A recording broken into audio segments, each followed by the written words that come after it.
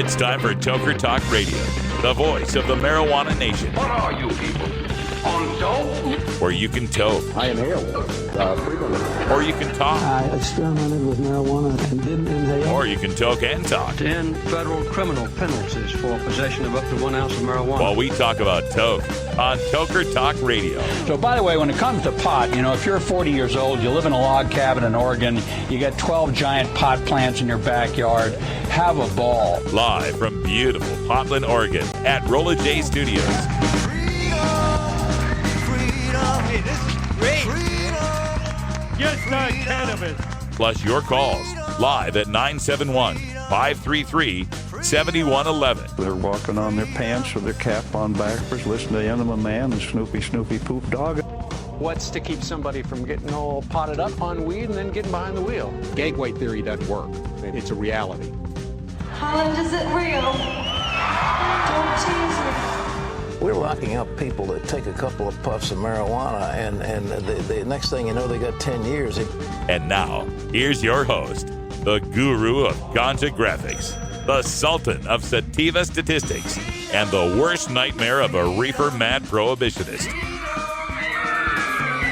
A polite, perspicacious, productive pothead with a propensity for PowerPoint. Radical Russ Belville. Hey, welcome back, Tokers and Tokettes.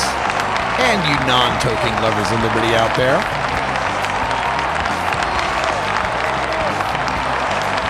Oh, yeah, let's see.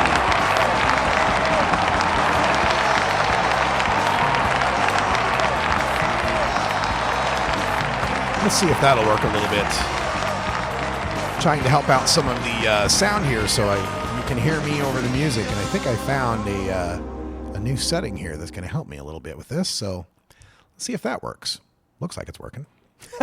Anyway, welcome to Hour 2. I'm Radical Russ, hanging out in the Ardea Condominium Towers on the South Waterfront in beautiful legal Potland, Oregon, looking straight out my window to beautiful Mount Hood in the distance. And what an amazing interview for me. I'm just going to bask in this for a second. If you missed the first hour, I got to speak with Hypatia Lee.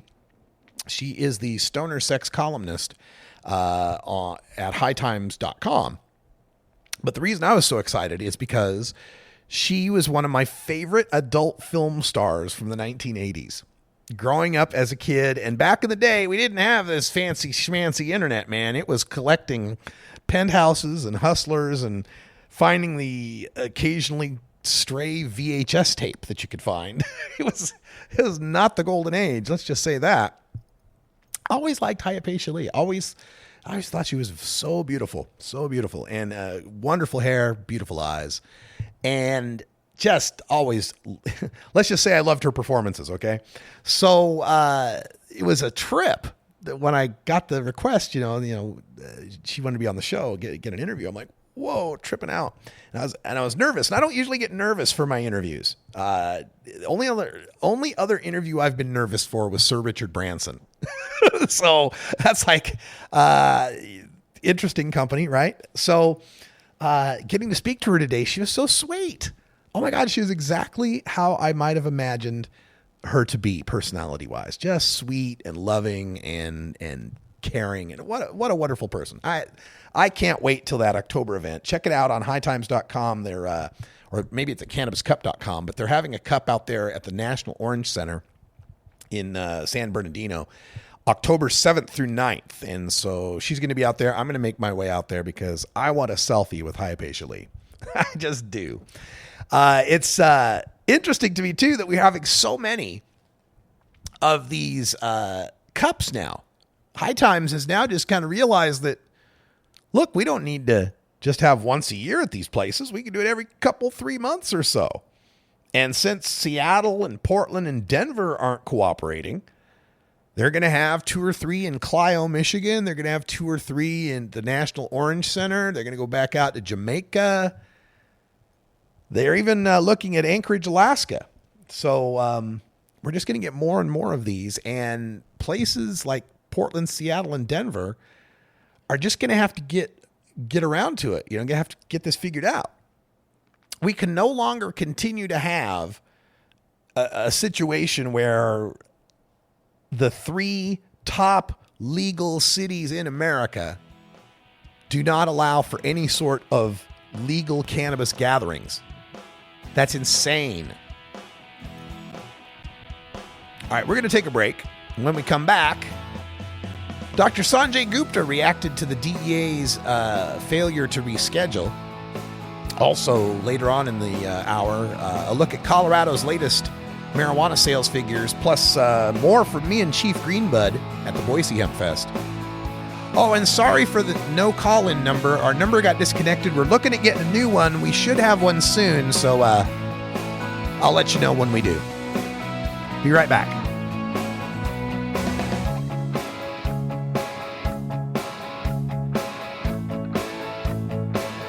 This is the Russ Belville Show on CannabisRadio.com.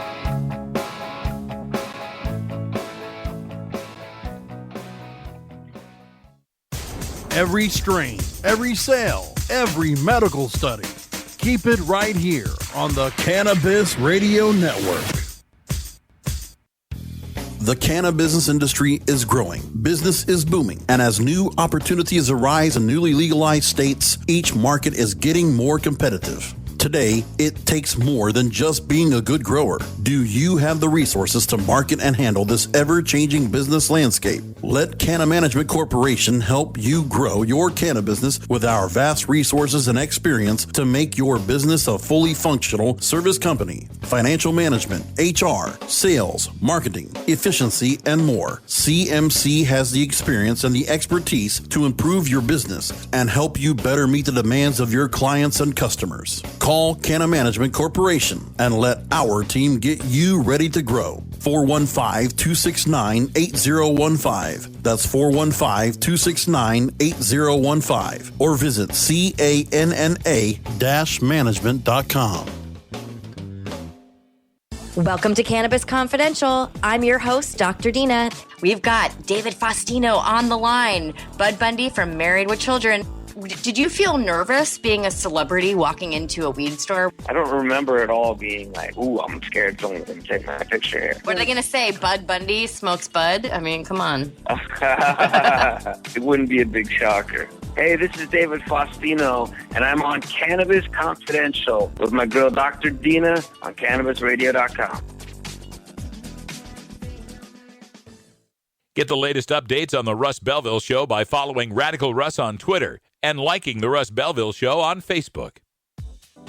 The Russ Belville Show is proudly sponsored by the Marijuana Business Association. The MJBA, called by NBC News the Cannabis Chamber of Commerce, is the fastest growing business association in the fastest growing industry in America. I've been working with the MJBA for years, and I personally invite you to join the MJBA. MJBA also publishes the popular MJ Headline News on Facebook and the MJNewsNetwork.com and Marijuana Channel 1 on YouTube. Visit mjba.net for more details.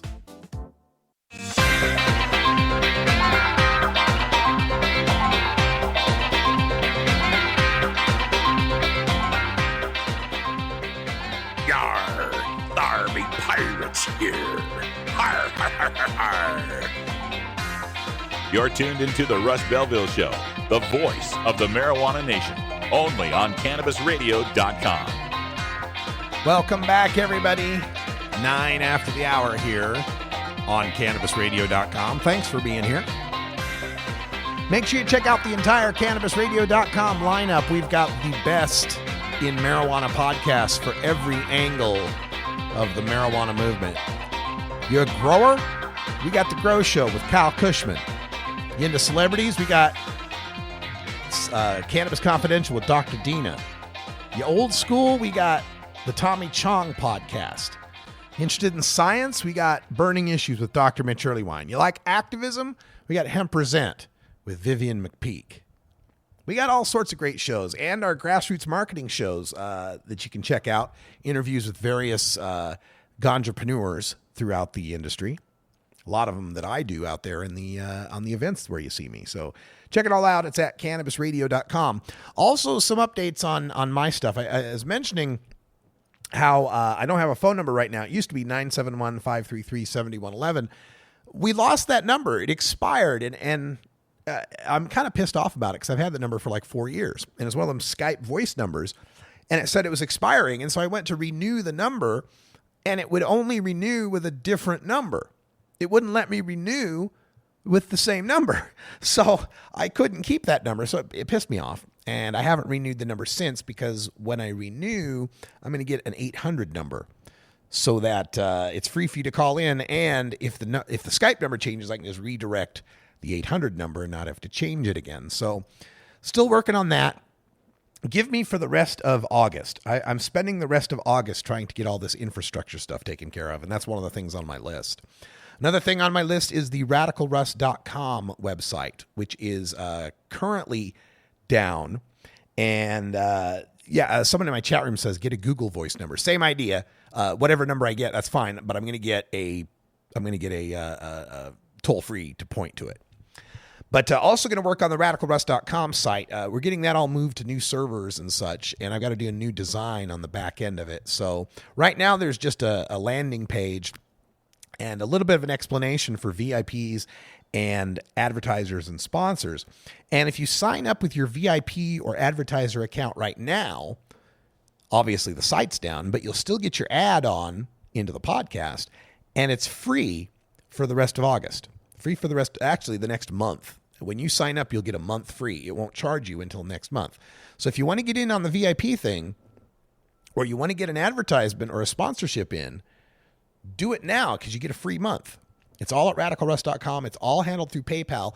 And the PayPal account has been upgraded now so that you don't have to have PayPal. You can give a credit card number or a bank electronic check. You don't have to have PayPal to pay me through PayPal. So that should help out a little bit as well. The redesign of radicalruss.com is going to be pretty cool, though. We're going to have, once again, our VIP memberships that are going to give you exclusive access to the replays of Toker Talk Radio this hour. It'll also give you exclusive access to my archives over, 8 years now of shows and interviews and events that I've covered. We're going to have that in a searchable database, too, so that you'll be able to just find out whatever clip you want to get and listen to it on demand. That'll only be available for VIPs. We're also going to have the Radical Russ store and all sorts of new t-shirt and sticker designs available with discounts for our VIPs, of course. So working on all of that, get the podcast hosted up there. And I know a lot of you have been waiting for this one. The Radical Russ web show could be returning.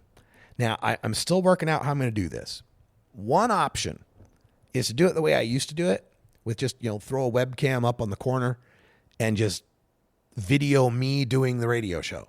I might go back to that. That's going to require at least a second laptop to handle the video. But if I can get the facilities, I'll do it. Or I've got another option. And that might be that I create an entirely new video show. And I've got some ideas running around in my head, but basically a half-hour weekly web show. I don't know, maybe This Week in Weed, whatever we end up calling it.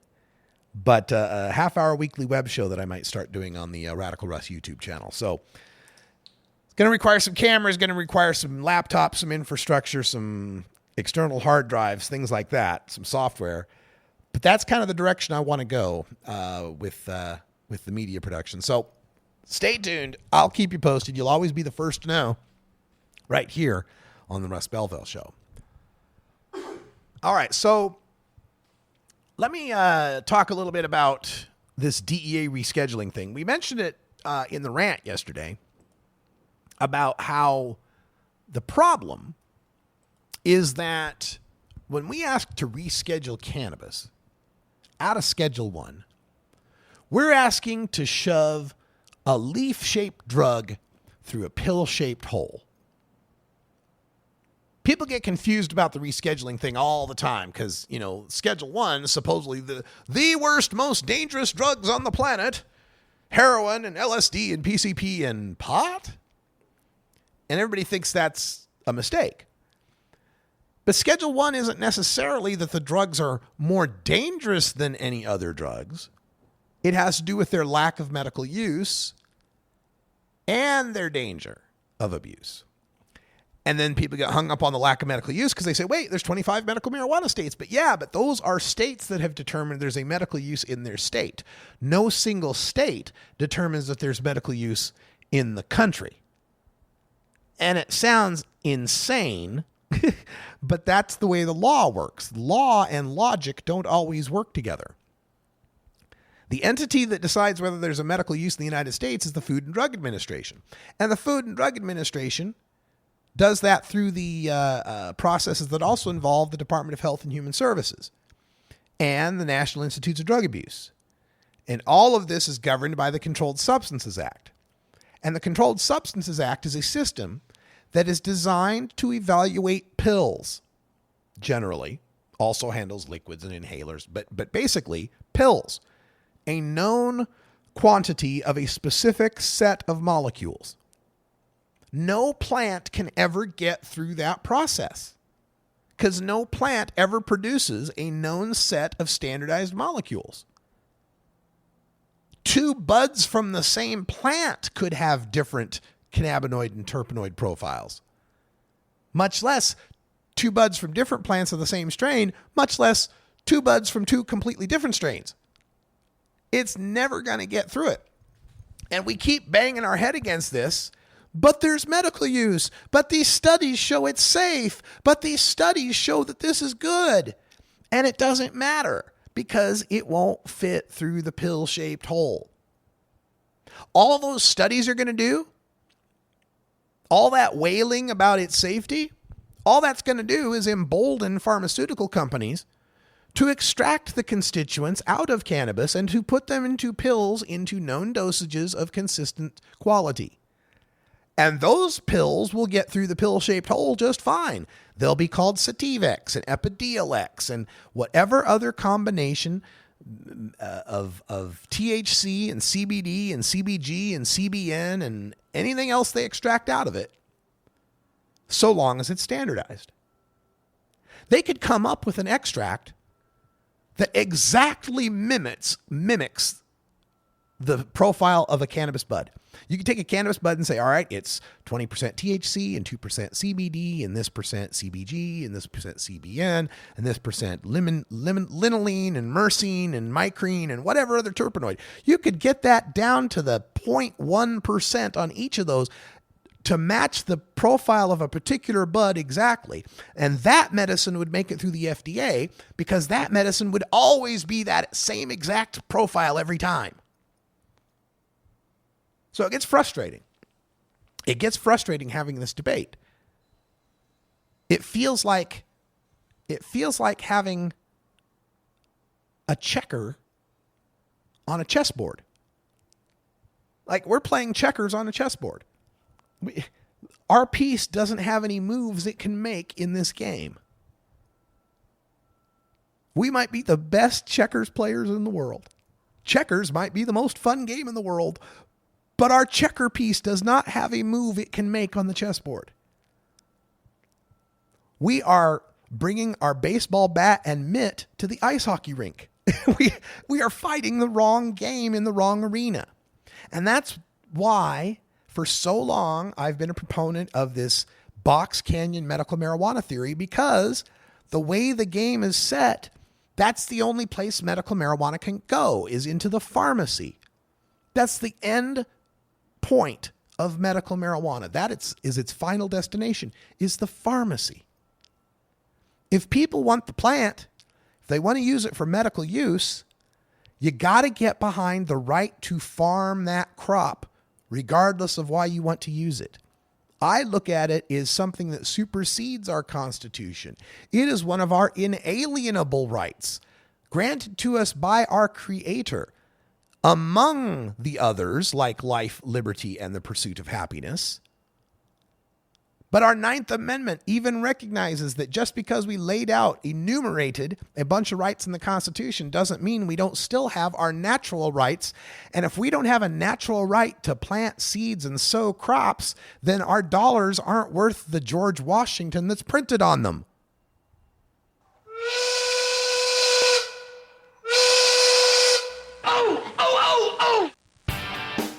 I love my chat room. John Chambers says, wait, isn't checkers played on the same board as chess?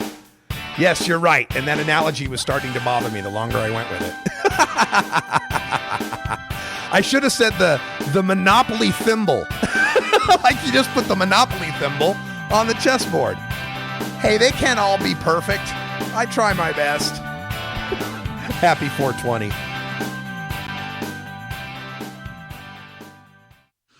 We have your smoking section right here. This is the Cannabis Radio Network. Dr. Dabber, hurry! Its temperature is shooting past 1,000 degrees Fahrenheit. It's burning up. I'm afraid for this little guy, it's just too late. What caused the problem? Only Dr. Dabber can maintain the perfect temperature for a smooth-tasting, slower burn. This standard vaporizer lost all of its health benefits, sending it up in smoke.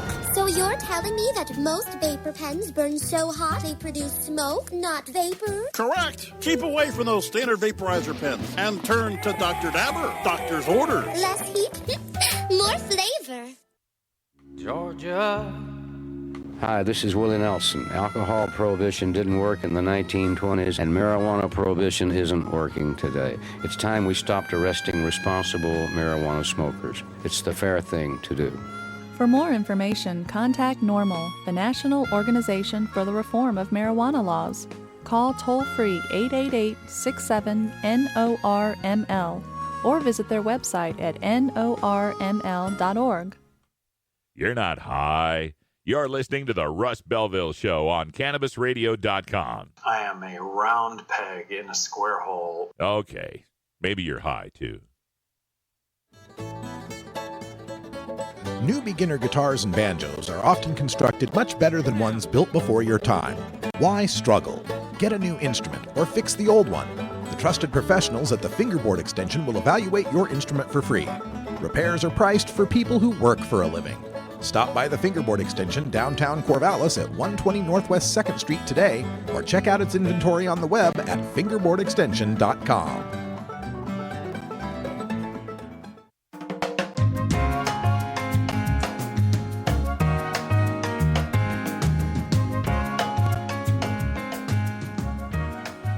Hello, Mr. Man. Hi. I'm working. I'm sorry. No food till this is done. This is the Russ Belville Show on CannabisRadio.com. Welcome back, everybody. Hope you had a great safety briefing. I feel a lot safer, don't you? We got some great numbers coming in from thecannabist.co, courtesy of the Denver Post out there. They got the sales figures for the first half of 2016 from the Colorado Department of Revenue.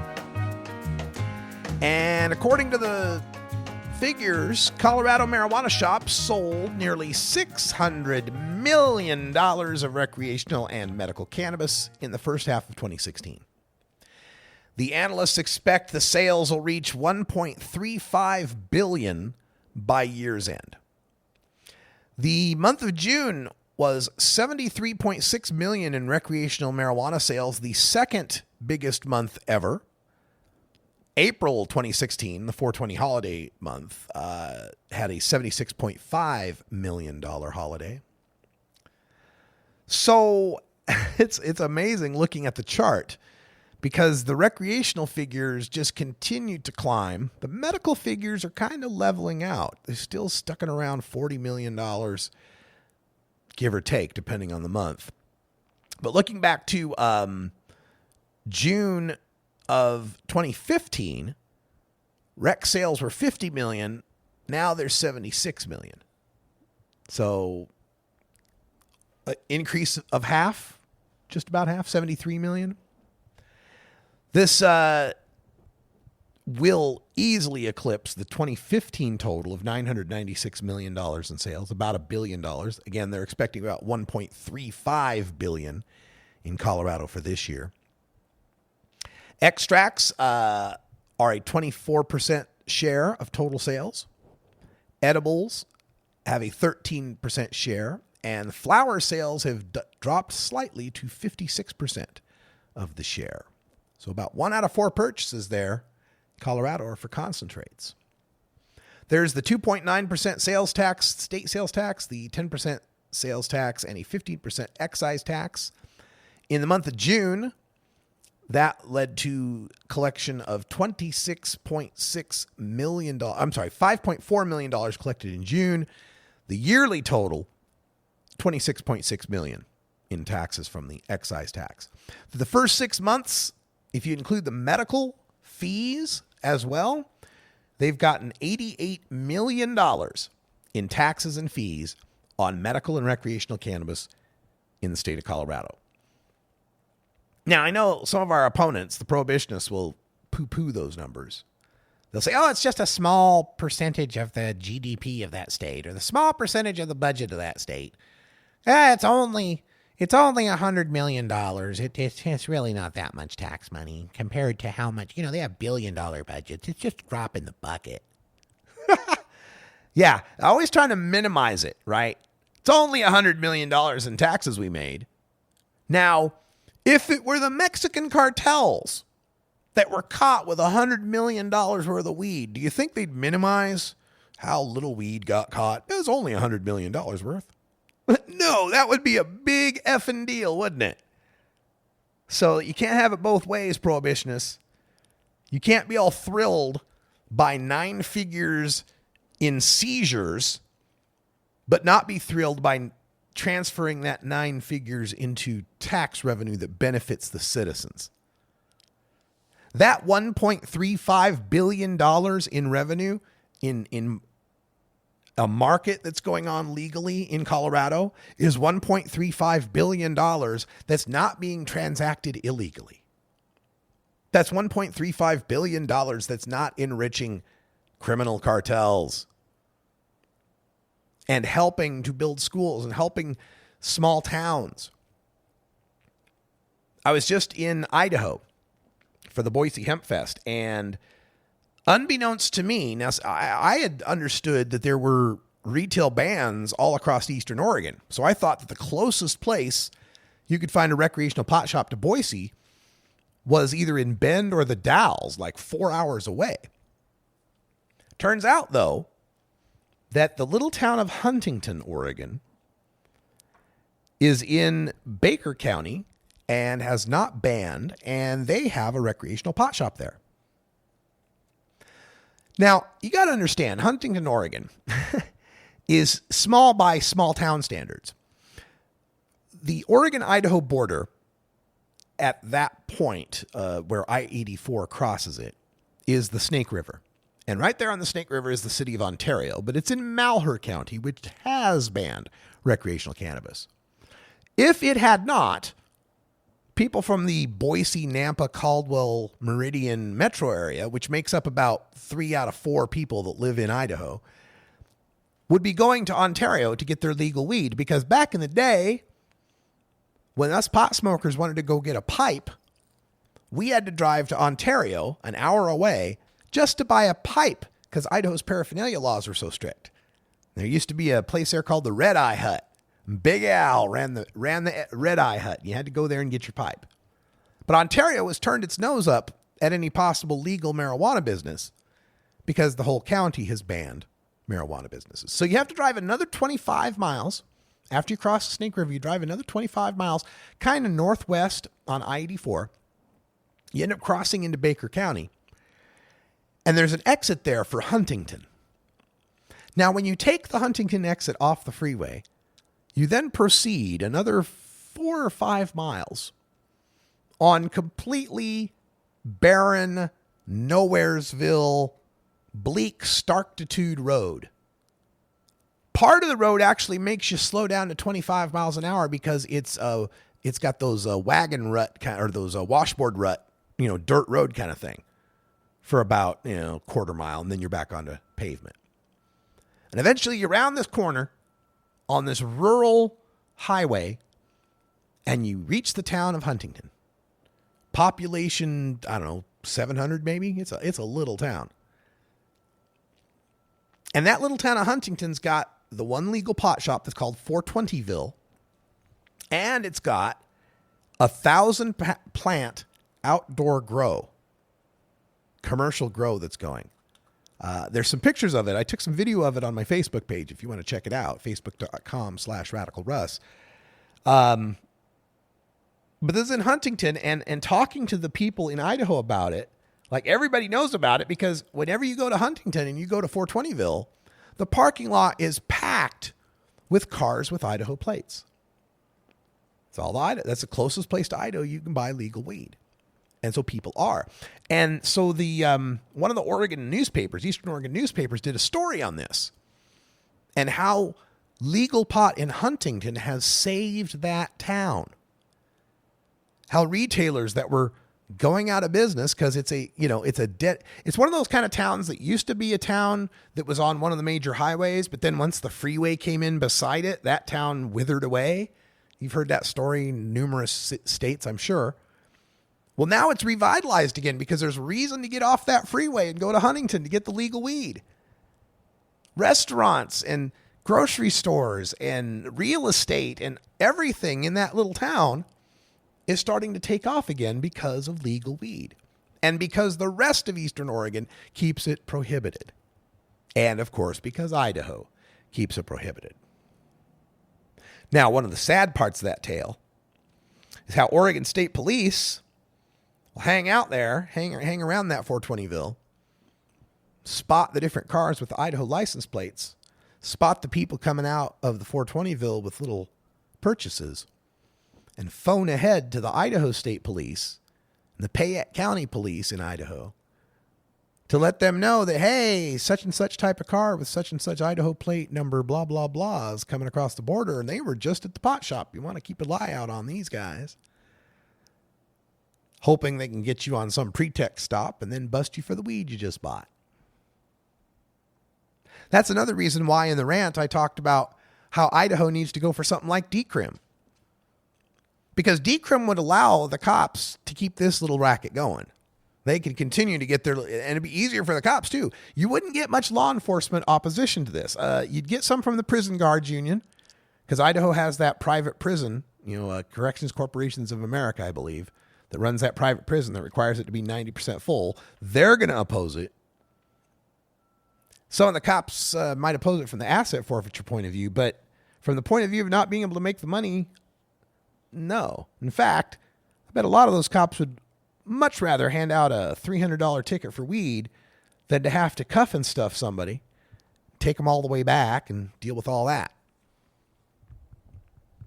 Anyway, the state of Idaho, such, so many friends and family there that I worry about that are still tokers, that every day are risking misdemeanors and possible felonies and losing their kids. When you're at something like the Boise Hemp Fest, too, it really sticks out, too, because, I go to Hemp Fest and these events all over the place. Like, I even go to Texas, right? And I'll go to an event in Texas, and there'll be glass displays there. There'll be, a head shop that shows up with a table full of pipes and, that kind of stuff. Not at the Idaho shows. No, there was no glass at the Boise Hemp Fest that I saw.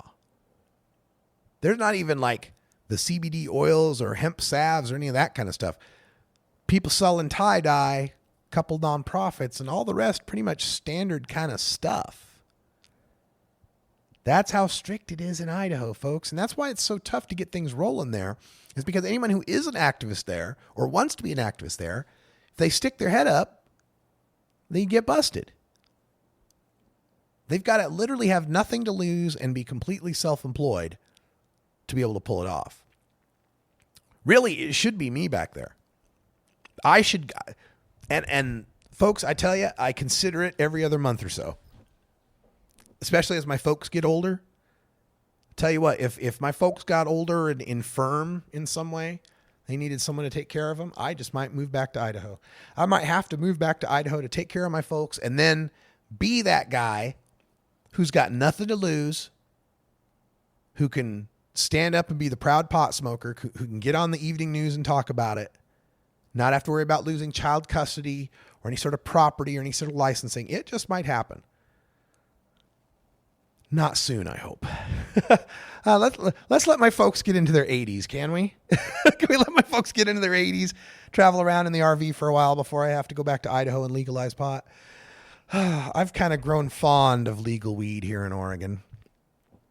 Anyway, let's take a trip back to Idaho, where my good friend Chief Greenbud from Nashville, Tennessee, showed up to serenade us with his acoustic guitar. I got up and joined him for some background vocals. You'll recognize the tune. It's Chief Greenbud's lyrics. You can smoke as much as you like. And it is a struggle, because, you know, I'm the kind of guy, especially with the ladies, man, I like you just to smoke as much as you like. This is going to be my last song. I want to thank Grass City. I want to thank Sierra Franks from the Boise Hemp Fest for bringing me out here. Rastaman Vibration Man. And Russ Belleville.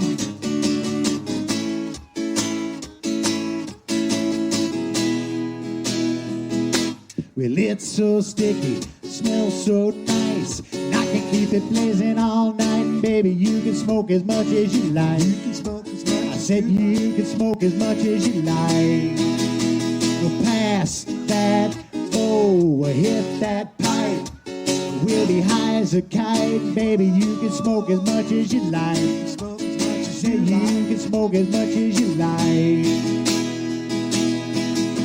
Well, you're a little cutie, I hope you want to use me. Let's smoke a little bud, and we can see a movie. Say what you really want to hear. I got more weed than Budweiser's got beer. And if you smoke this fatty, you won't feel your body. You get so high, you're gonna need your mom. I'll roll it, you lick it, I'll light it, you hit it. No, you ain't ever gotta buy it. It's so sticky, smells so nice, and I can keep it blazing all night. And baby, you can smoke as much as you like. Smoke as much as you like. You can smoke as much as you like. Pass that bowl, we'll hit that pipe. We'll be high as a kite. Baby, you can smoke as much as you like. Smoke as much as you like. You can smoke as much as you like. Cause when you wanna smoke out, I can be your Boy Scout. I'm always prepared, cause weed is what I'm all about. I don't wanna see you pout, there won't be a need for doubt. Long as I'm around, you'll never ever be without. Long as you got me, you don't ever gotta buy it. Got some of God's own if you think you wanna try it. 6 gram blunts, I only roll the dankest shit. God, don't act so shy, and wrap your lips around this and smoke this fatty. You won't feel your body. You get so high, you're gonna need your mommy. I'll roll it, you lick it, I'll light it, you hit it. No, you ain't ever gotta buy it. It's so sticky, smells so nice, I can keep it blazing all night. Baby, you can smoke as much as you like. Smoke as much as I said you can smoke as much as you like. Pass that bowl, we'll hit that pipe. We'll be high as a kite. Baby, you can smoke as much as you like. Smoke as much as you like. You can smoke as much as you like.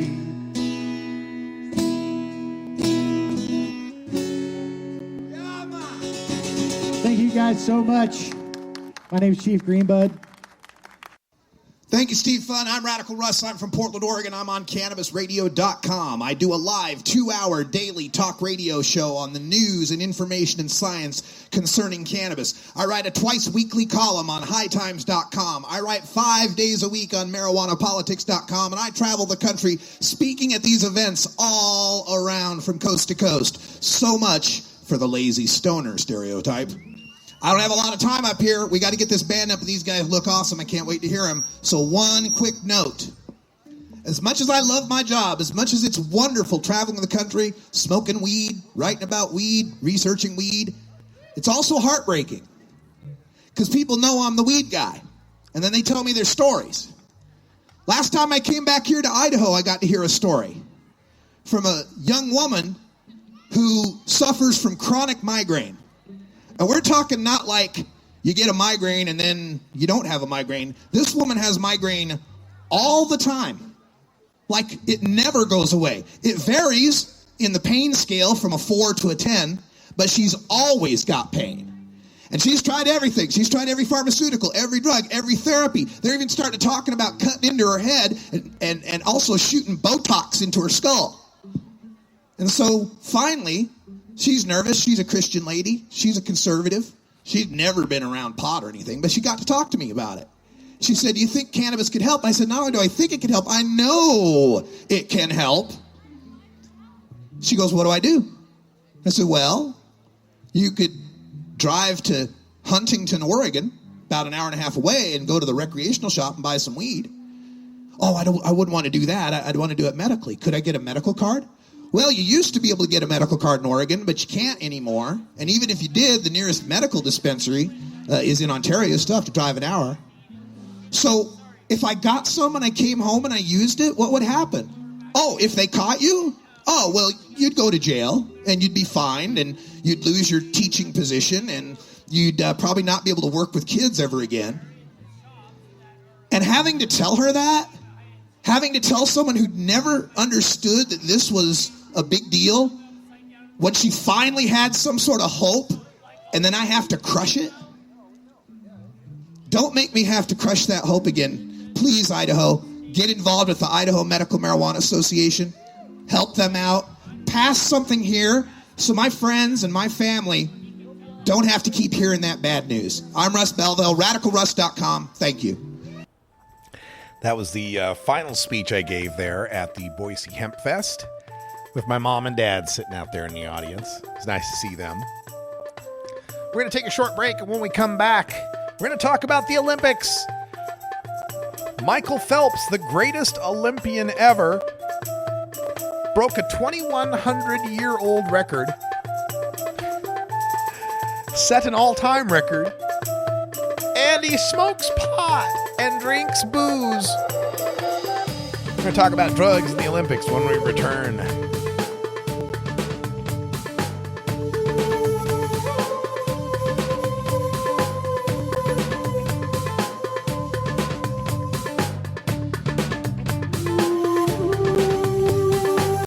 This is the Russ Belville Show on CannabisRadio.com.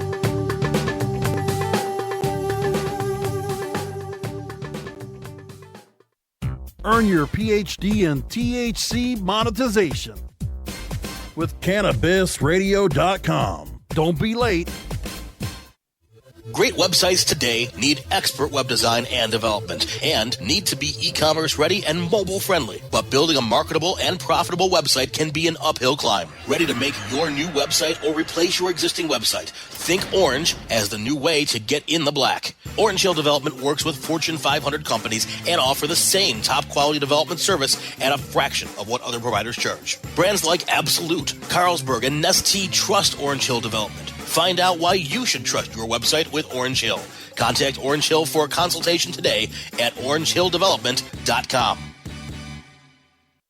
Growing green to generate more green. Hello to all you happy herbalizers, smiling trippy hippies, and everyone who believes in freedom and tolerance. This is The Grow Show, and I'm Kyle Cushman. From food to fuel, from remedy to resource. Welcome my guest, Ed Rosenthal, the guru of ganja. Let me ask you, right now I hear your lighter clicking. Are you smoking indoor or are you smoking sun-grown? What am I smoking? I'm smoking concentrate. Way to get out of the answer there. So you're truly like the king, right? You just clap your hands and somebody brings you a bowl and you're all set, right? I wish that were the case. The Grow Show with Kyle Cushman, only on CannabisRadio.com. You're not high. You're listening to the Russ Belville Show on CannabisRadio.com. I beat China all the time. Okay, maybe you're high, too. Hey everybody, it's Radical Russ here from 420 Radio, inviting you to be like me and get your ink done at Lucky Horseshoe Tattoo, Fort Worth's most female-friendly, clean, sterile, awesome tattoo shop. Thomas and his crew are true artists who can design you a custom piece or use a design you bring in. Lucky Horseshoe Tattoo also offers all styles of tattooing as well as piercings and all-around fun. In the DFW area, stop by Lucky Horseshoe Tattoo and tell them Radical Russ sent you. Trust me, it'll feel awesome.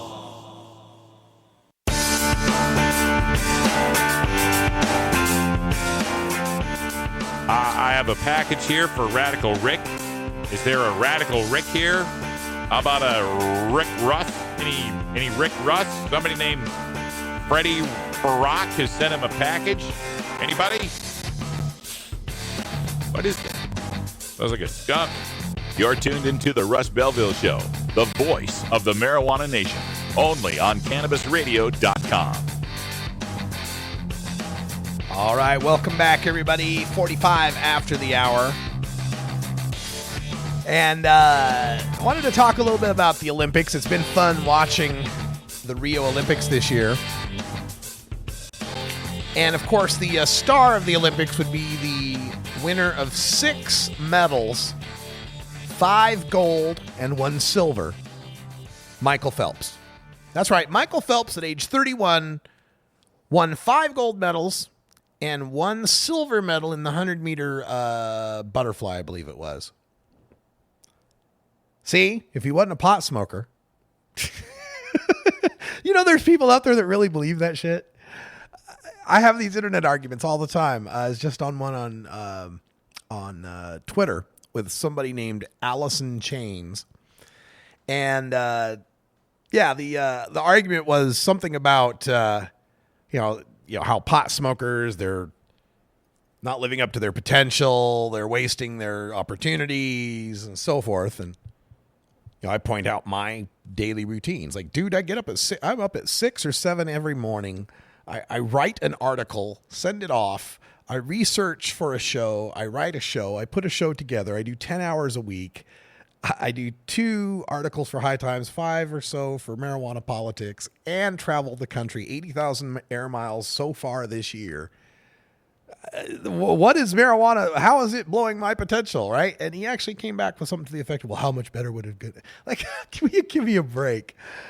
So, yeah, there are people that believe, well, gee, if Michael Phelps would just not smoke so pot. So he gets 5 gold medals at this Olympics, 1 silver.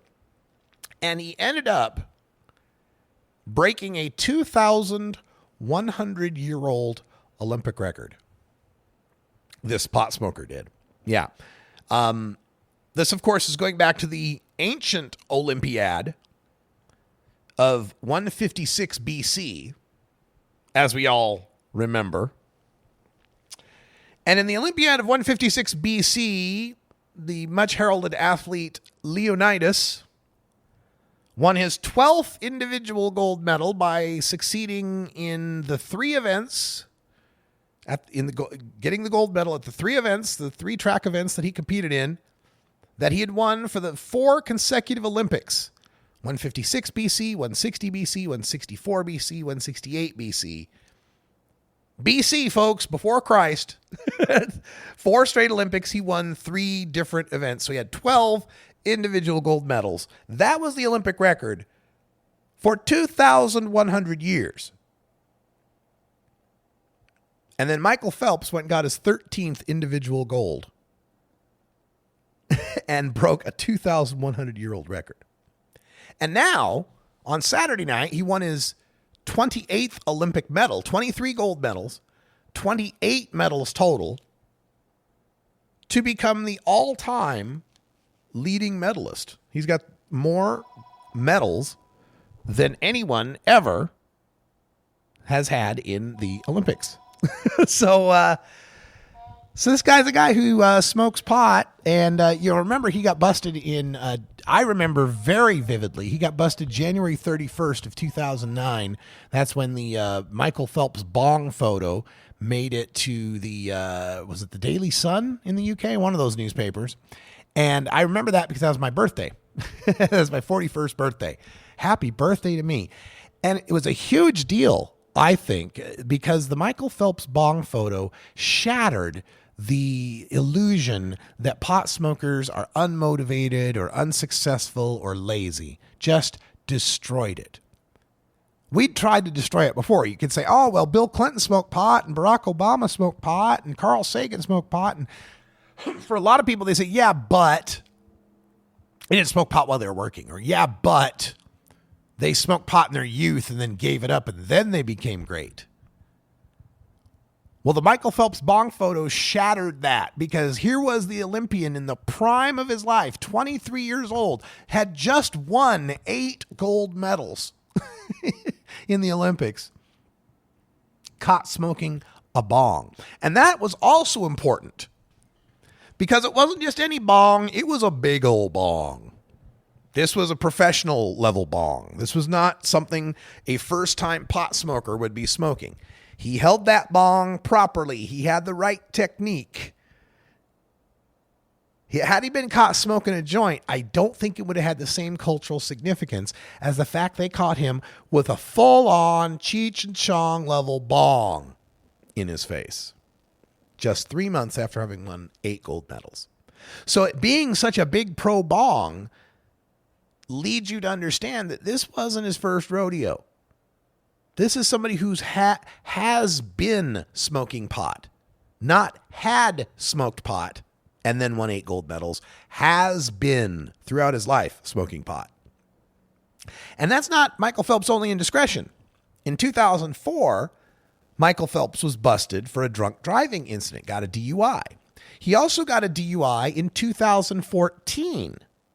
So 5 years before the bong and 5 years after the bong, he got DUIs. So now he's won 28 medals. He says he's going to retire now. And why shouldn't he? I mean, my God, man. Although I would not at all be shocked to see a 35-year-old Michael Phelps come back for the next Olympics. Wouldn't shock me a bit. Wouldn't that be something? Just come back for maybe he just races in 3 events. Maybe some of the team, the medleys or something. Try to up that medal count to 30. I wouldn't be surprised if he did it. And of course, the other story out of the Olympics, so Michael Phelps probably gave us the iconic, athlete, all-time greatest Olympian and medal leader, and a really good meme. Have you seen that Phelps face meme? A really good meme out of that. But I think Phelps got beat by Usain Bolt this week. Usain Bolt, of course, is the Jamaican sprinter who is the fastest man on the planet, has won the gold medal for the past 3 Olympics in the 100-meter dash. And, of course, they've got a photo of him winning his semifinal where he's a full body in front of the rest of the field. And he's looking back over his shoulder to see the rest of them behind him. And he's kind of got his famous grin on his face, his smile on his face. He looks like the Roadrunner from one of the old Roadrunner cartoons, looking back at the coyote or something. And it's just been an iconic picture, and everybody's going nuts about it. But, of course, Usain Bolt is from Jamaica, a country that has a lot of understanding of ganja and the culture around it, and admits to having used that in his day as well. And it hasn't seemed to hurt his development any. So these Olympics have been very good from that perspective. One other Olympic perspective, of course, would be our judoka, Nick Del Popolo, who I don't think medaled. But Nick Del Popolo was disqualified from the Olympics in 2012 for failing a drug test back when it was 15 nanograms in your urine that would get you busted. Well, now the standard has been raised to 150 nanograms in urine. And Nick Del Popolo made it to the Olympic team. That's not to say he's still consuming cannabis. There's no reports one way or the other. But we are starting to see in the sports world some movement culturally on the marijuana issue that we haven't seen a similar movement from other avenues of advocacy. The sports world and its embrace of cannabis for its medical purposes is going to break us in to that don't give a shit demographic. There's a lot of people out there who don't give a shit about marijuana. They just don't give a shit. It's not part of their culture. It's not part of their world. No, it's not even on their radar. Some of them ignorant to the point, apathetic to the point, they don't even know it's really illegal. Right? They think if someone gets busted for weed, the cops take their weed and, give them a slap on the wrist or something. They don't know that people really go to jail for this and lose their houses and lose their jobs and careers and homes over this kind of stuff. So to get through to them, you got to get through to them on something that's meaningful to them. Now, the medical marijuana suddenly becomes really meaningful when they get cancer or when their grandma gets glaucoma or something like that. Then they have an awakening. That's not going to happen for everybody. So what is it that's going to get into the don't give a shit demographic? Well, for some of them, it's going to be their love of sports. For some of them, it's going to be hearing Jim McMahon from the 1985 Bears talking about his use of medical cannabis helps him deal with all the ravages of concussions and neck injuries he had to suffer through. For some of them, it's going to be hearing from a Eugene Monroe or a Ricky Williams. Although, to be honest, and I got to be the guy that says it, Jim McMahon's endorsement's going to be probably the biggest one out of them, and maybe Kyle Turley, but definitely Jim McMahon because he's got that name recognition, but also Kyle Turley because, let's just be frank, they're white, and that's going to give them more legitimacy. They're going to get more benefit of the doubt from a lot of that don't give a shit demographic out there. They're going to look at some of the black players who are coming out after this saying, yeah, sure, yeah, medical marijuana, right, growing up in the hood, right, weed, sure, right. Coming from a Jim McMahon, though, or coming from a Kyle Turley, or Nate Eben is his name, I think? Mark Stepnoski, perhaps. Coming from those guys, coming from white guys, it's going to resonate better in some of those, deep enclaves of football fandom. I know. I live in that world too. It's kind of interesting because if you don't know, if you're a new listener to this, one of my alter egos is the Au Gratin Cheesehead. I am the greatest Green Bay Packers fan from Idaho. Potatoes and cheese, Au Gratin, get it? And in that persona, I hang out here in Portland. They have this huge country western bar that is the Packers bar, basically. About 200, 300 Packers fans pack this thing for every Sunday or Thursday or Monday or Saturday, for that matter, whatever night the game's on, and take over the place. And so I have to be around that beer-drinking, football-loving demographic. And not all of them are open to the medical marijuana issue. But they will be when they find out some of their favorite players are. Well, folks, that's it. That's all the time we got for this show. Time flies when you legalize. Tune in tomorrow for another 2 hours where we've got a couple of great guests for you coming up. We'll be joined by cannabis entrepreneur Bo Money. And then John Hudak from Brookings will be here to talk about that DEA rescheduling rejection. For everyone here at Cannabis Radio, I'm Radical Russ. Thanks for joining us, and until next time, take care of each other, tokers. This is the Russ Belville Show. The Russ Belville Show is blogging and podcasting daily at radicalruss.com. You take a seed, you plant it, you grow it, you dry it, you roll it, you smoke it. You take a seed, you plant it, you grow it, you dry it, you roll it, you smoke it. You take a seed, you plant it, you grow it, you dry it, you roll it, you smoke it, and it goes down.